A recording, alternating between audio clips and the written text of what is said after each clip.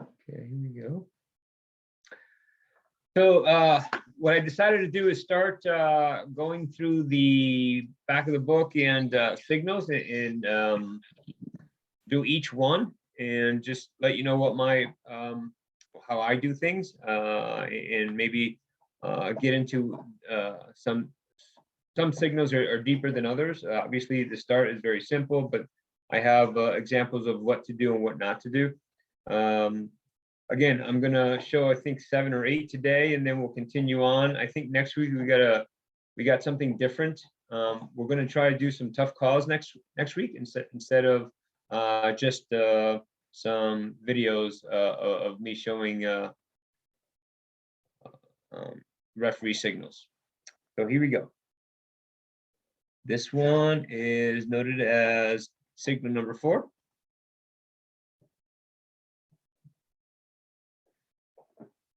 Wrestling signal number 4. 2 wrestlers are wrestling. Bottom wrestler is red. Top wrestler is green. And red wrestler is going to ask for injury time. We have the trainer in the background. You guys wrestle.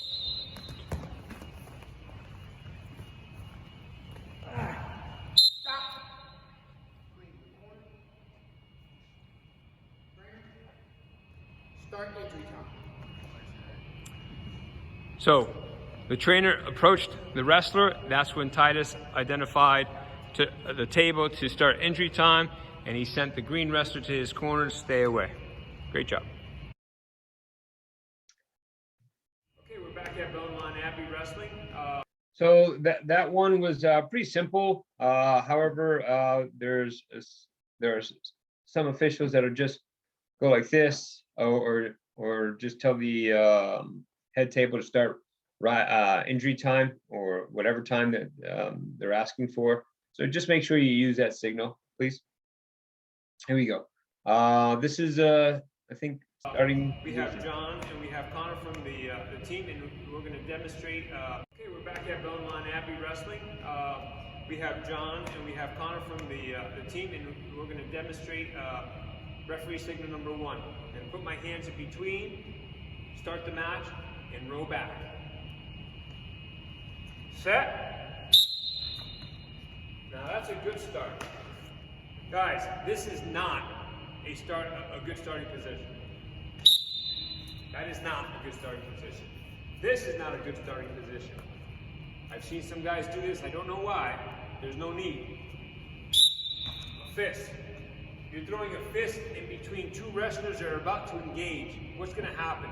They're gonna knock into your fist, okay? So again, none of this, right here, hand up, move backwards. Great. As simple as it is, I know that we had a tournament a couple weeks ago, and I saw some guys doing that. And again, it's what they're used to. And sometimes when you do high school and you do college, maybe high school, and again, please correct me.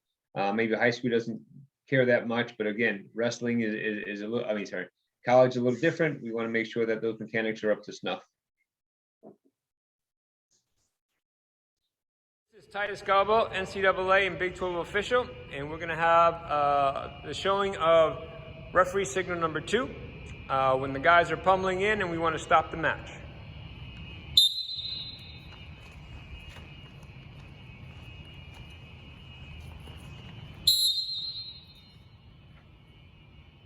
So you notice that Titus didn't even do a signal. We have that happen often, especially when we're out of bounds and we're away from the table. Again, just because my fiance works the table, she has a gripe. She doesn't know when to stop it because she doesn't see a signal. That could be an issue when they're on top and bottom and riding time just keeps going, right? So make sure you follow this next step. This is a bad way to stop. He showed no signal. Do it again.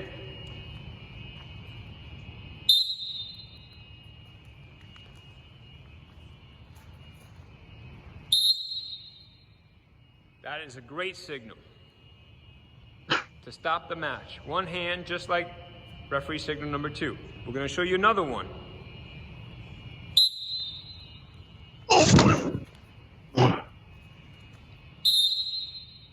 This is 2 hands. There's no reason for 2 hands. The book clearly says 1 hand. Okay? Yeah, I don't think there's anything in the rule book that has us use 2 hands other than going out of bounds. Great. Would you, if you're getting in a, never mind. Go ahead. If you're getting in a sticky situation, say it's one guy's got a funky roll through and you're looking for neutral zone danger, and you see both guys grab an ankle, you can't see which way it's going. Do you just blow your whistle louder? Do you ever touch them and say, hey, break the action, stop, don't do anything illegal with 2 hands? Or if you have to step in? Because, I mean, I have touched both wrestlers, one with each hand last year in a situation, but I never used 2 hands to stop a match like that, unless, like you just mentioned, out of bounds. Yeah, listen, we're going to get into situations where it's just way too loud, and sometimes the whistle is you're too far away, or there's a illegal hold coming in very quickly that you want to stop. So those are times that we want to touch the wrestlers. I was just indicating that don't touch the wrestlers when we're starting. Yeah, Got it. I've seen guys just tap the guys on the shoulders. It's just not what you should do, right? Obviously, that's I what agree. the signal tells us not or to do. Yep. Yep. Wrestling signal number 5, indicating blood timeout. Top wrestler is red, bottom wrestler is green.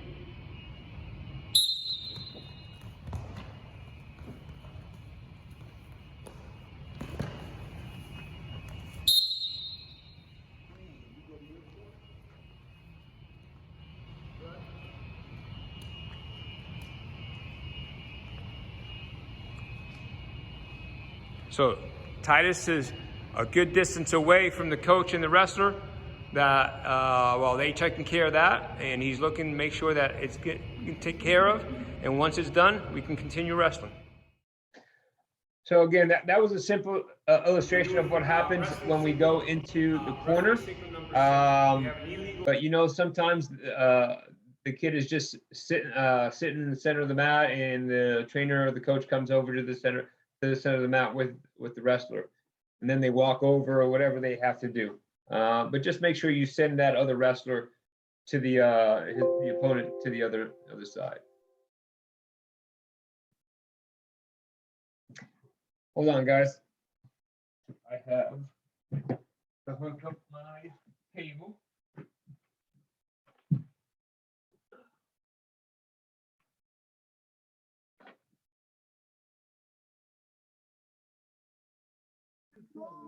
So again, while Angel's away, I'll just remind everybody these videos are available on a YouTube playlist. I will email that out to the MSWOA membership along with a recording of this meeting, so that way you can watch these videos without any skipping or anything like that.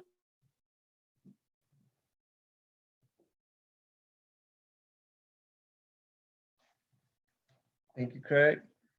We're doing wrestling signal, referee signal number 6. We have an illegal leg race. I'm going to call the illegal hold and go through all the mechanics of what happens afterwards. So they're wrestling. I see it. I usually point at it. Green, go in your corner. We got red. We got recovery time. At that time, I'm going to say green, illegal, 1 red. I'm taking care of everything that needs to get taken care of so that we get points, and we're waiting for recovery time. Okay? So one of the things I think was important there is that you make the call on the mat, right? This is what you decided to call, so you make the call on the mat. That's why I do it after. I want to make sure that the trainer gets over to the wrestler to make sure that he gets taken care of before I announce what's happening, because that can wait. What cannot wait is the injury. Okay. And we have a question, not sure, maybe it did skip. It asks, should you stop the match first and then signal illegal?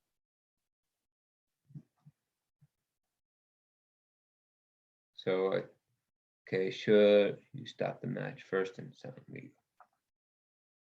All the illegal hold and go through all the mechanics of what happens afterwards. So they're wrestling. I see it. I usually point at it. Green, go in your corner. We got red. Trying to stop We this. got recovery time. At that time. That's a great question. Because it's like, I take it when you announce points out of bounds, do you stop the match? Or do you award points first and then stop the match? Right? So my stoppage, all right, can you hear me? Yeah. Yeah, sorry. My stoppage with illegal is to show that I am stopping at the same time that I'm calling illegal. And I'm not saying that's the right way. I'm saying that that's the way I do it. However, it's a great question. You should stop the match stop the match and then call illegal hold. Good catch. Any other questions? Okay.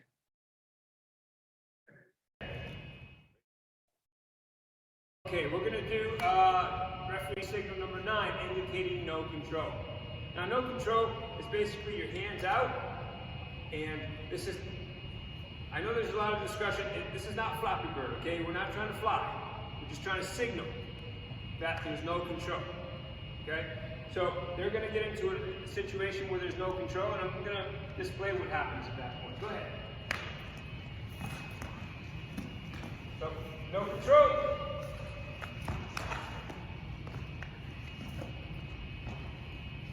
No control.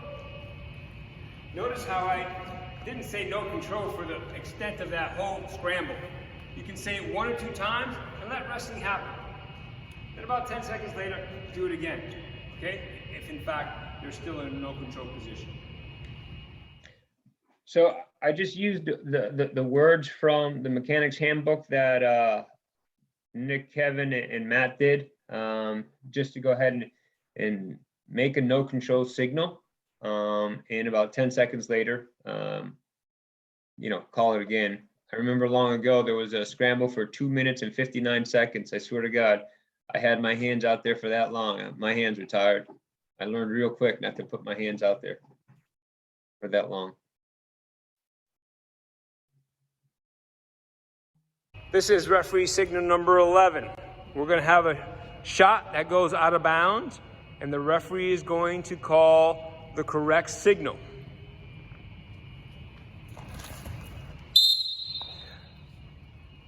He just displayed number 11. It's not one hand to show out of bounds. It's no hands, right? So again, this is just out of bounds. This is not identifying whether there was action backing out or pushing, just out of bounds, displaying that there's 2 arms going out toward the out of bounds. So in this side, there's no stoppage and then out of bounds. It's just out of bounds. Here we have referee signal number 15, a potentially dangerous call. We're going to choreograph this one because there's a lot of steps here. This one happens to be a hands to the face. Red wrestler is going to put hands on the face. Obviously, it's apparent that he's got his whole hand below his forehead. The referee is going to call potentially dangerous. If you notice, he's calling with his red armband, signaling that the red wrestler committed the foul. He also identified to the audience that why he committed the potentially dangerous call, and that was because hands to the face. He will then bring him to the center of the mat and let them know that there's hands to the face. Here we have. So I thought it was interesting that, again, we're all about communication. Not a whole lot of potentially dangerous calls can we make where we can signal what the call is or why the call was made. In those situations, what I do is I just point and I put my PD sign up. But this one with hands to the face, I want to let everybody know that it's potentially dangerous, because what's going to happen next, it's going to be a point, right? It's going to be illegal and somebody's going to get dinged. So I want to make sure that the coaches and the wrestlers can see me putting my hands to the face. That way everybody's notified that, hey, next time it's a point, and everybody knows that I've given them the warning. Is that a mechanic in the handbook? No, it's not a mechanic in the handbook. It's not a mechanic in the handbook. I'm just Should letting. it be? I know I'm going to put one mechanic in that. I'm going to suggest one when the questionnaire comes up. Okay. But no, whether it should be or not, I don't know. I just do it so that, again, it's more for the coaches and the wrestlers. Got it. To be honest with you, because if they get another one, understand that it's illegal, right? And they're gonna say, hey, you didn't warn us the first time. Well, yes, you saw me put my hands to the face, and that's why I did the potentially dangerous call. Thank you. Yep. It's just something to prevent something else bringing me to the table and wasting more time. Referee signal number 15, a potentially dangerous call. Here, do that. We're going to choreograph. Okay. I had another question, sorry.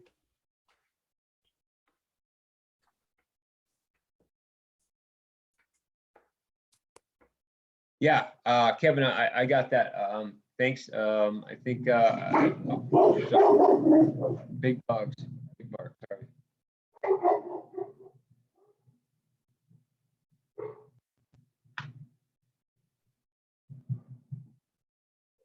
Back on mute. Nope, good.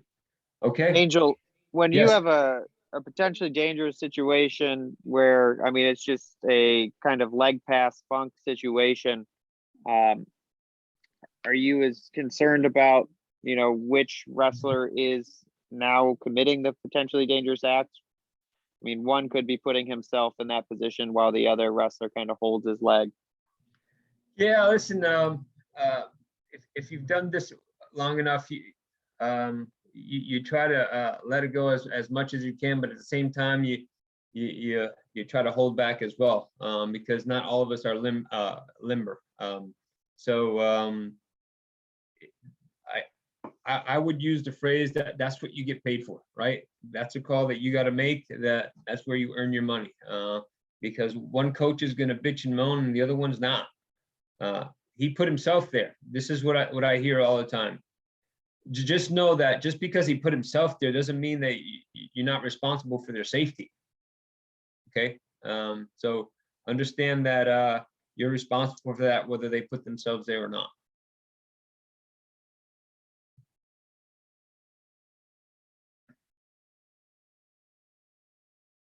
Any other questions? No? You sure? All right. Like, hey, for 3 weeks in a row, this has gone about 20 minutes, and sure enough, it's 8:20. Great. I got one. Right. Hey, listen, I've asked, this is the third week I'll ask, please email me or text me, whatever, what you like to see, so I can go ahead and film. So I filmed all of next week's. I think we're going to do some scramble situations that Craig has had in mind. Next week, we're going to try to get a hold of some more people to be here to comment on that. And again, next week will be the last week in December. We'll take a break on December 29th, holidays and such, and then we'll resume back the first Wednesday in January. Also, guys, if you have any newer officials or basically any official that you know of that's not coming to these, let them know that we're doing this. Even if it's a high school official that's thinking about doing college, they may even get a lot of tips to help them out with high school as well. So this is open for everybody. Angel, it looks like Riley had a question. So one of my questions to you, Angel, and anybody can tackle this, and maybe you can make a video on it.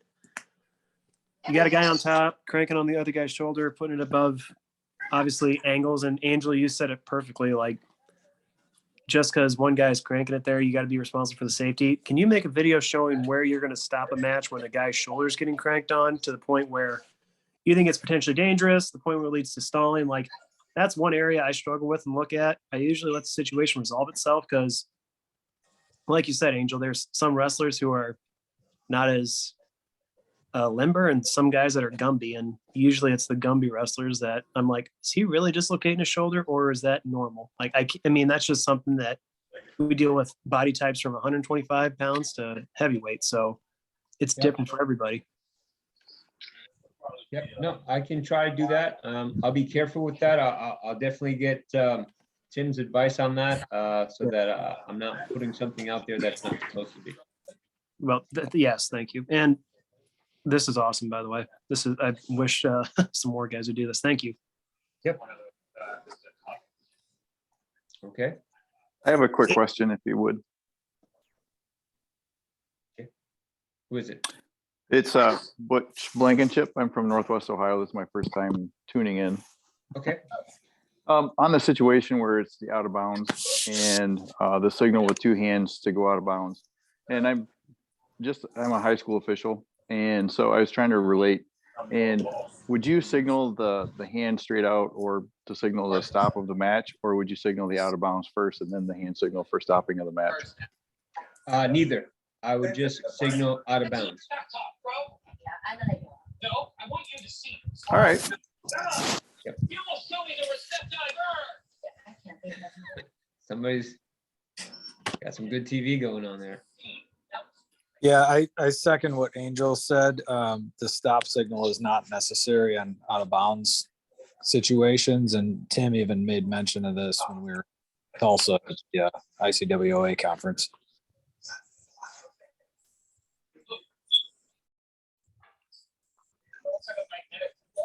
Any other Especially for questions? college matches. Oh. Okay, and just to reiterate what Bart said, listen, this is good for high school individuals as well. It's for everyone. Everybody can learn something. So spread the word. I'm trying to as well. And again, I know Tuesday, Wednesdays, and Thursdays are high school matches, and I can only assume that that's why